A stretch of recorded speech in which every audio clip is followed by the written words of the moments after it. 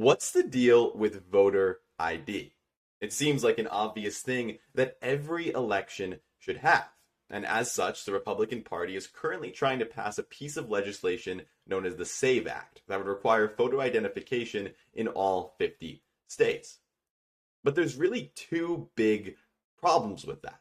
Number one is that this inherently imposes on states' rights to run their own elections. Now, it would be one thing if voter identification was something we were actually struggling with in this country. However, there haven't been any cases of voter identification failing in any meaningful way. So why then does Donald Trump want this legislation passed so badly? Well, that brings us to the second big problem with voter identification laws. It can very quickly snowball into voter suppression. There's already a long history of this happening within the US, dating all the way back to the Jim Crow era.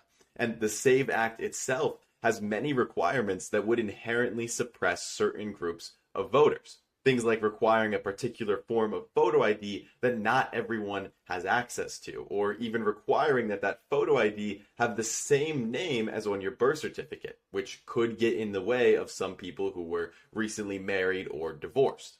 This can cause significant hurdles for people to jump through in order to cast a ballot, particularly targeting women, people of color, and lower income households.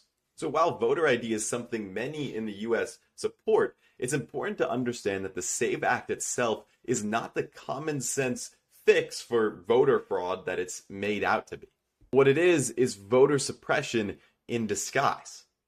Now, if you're someone who supports voter ID laws in this country, understand that that's something that we could have, but it needs to be implemented well.